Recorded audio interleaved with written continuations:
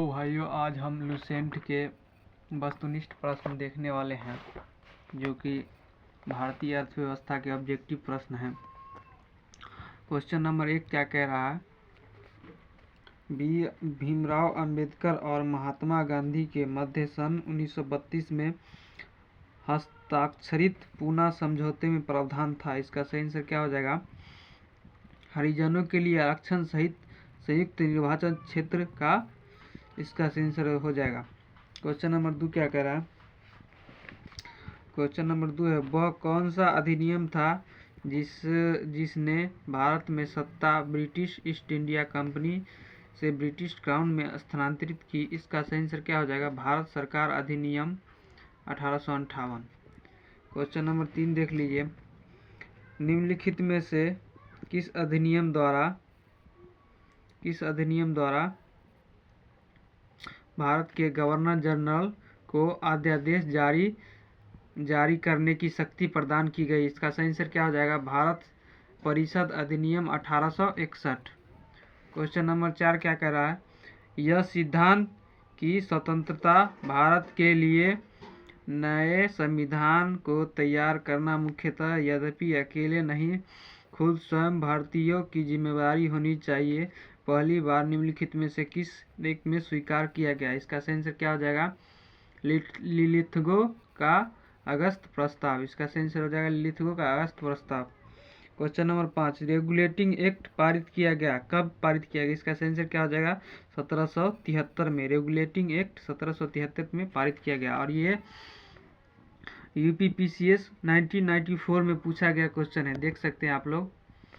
Question number 6, Bharat के governor general को किस एक्ट के द्वारा अपनी समिति के निर्णय को अस्वीकार करने का अधिनियम मिला? इसका सही आंसर क्या हो जाएगा? 1786 के अमेंडमेंट एक्ट।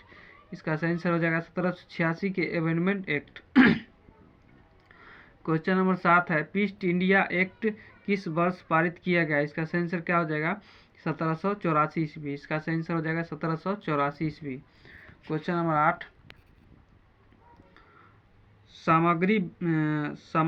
सामग्री विक्टोरिया ने 1858 की घोषणा में भारतीयों को बहुत सी चीजें दिए जाने का आश्वासन दिया।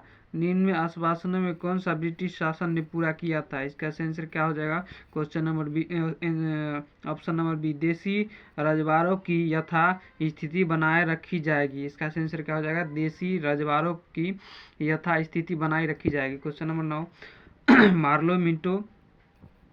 मार्लो मिंटो सुधार का उद्देश्य क्या था? इसका सही आंसर हो जाएगा पृथक निर्वाचन प्रणाली। इसका सही आंसर हो जाएगा पृथक निर्वाचन प्रणाली। क्वेश्चन नंबर 10, मार्लो मिंटो सुधार बिल किस वर्ष पारित किया गया? इसका सही आंसर क्या हो जाएगा? 1909 ईस्वी। इसका सही आंसर हो जाएगा 1909 ईस्वी। क्वेश्चन नंबर 11, मुसलमानों के लिए अतिरिक्त निर्वाचक मंडल प्रारंभ में किसके द्वारा लाया गया? इसका सही आंसर क्या हो जाएगा? इसका सही आंसर हो जाएगा मार्लो मिंटो सुधार 1909। इसका सही आंसर हो जाएगा मार्लो मिंटो सुधार 1909।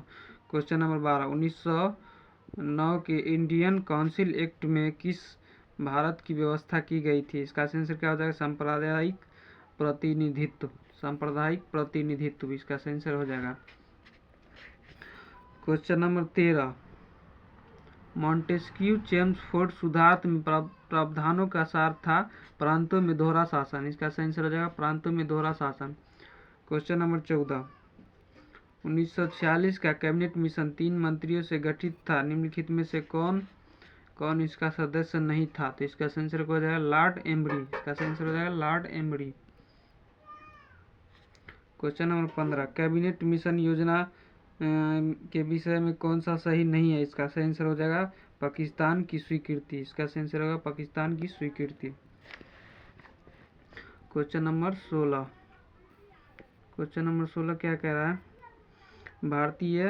भारत का संविधान लागू होने तक स्वतंत्रता के पश्चात इसका शासन किसकी अंतर्गत चलाया गया? इसका सही आंसर क्या हो जाएगा? 1935 के भारत सरकार अधिनियम के अनुसार। क्वेश्चन नंबर 17 क्या कह रहा है? भारत को भारत को वर्ष 1947 में सार्वभौम सत्ता सौंपने की योजना को निम्न में किस नाम से जाना जाता है? इसका सही आंसर हो जाएगा माउंटबेटन योजना। इसका सही आंसर हो जाएगा माउंटबेटन योजना। क्वेश्चन नंबर 18, कौन सुमेल नहीं है? इसका सही आंसर हो जाएगा Simon commission. Simon commission Bharat विभाजन, ये सुमेल नहीं है।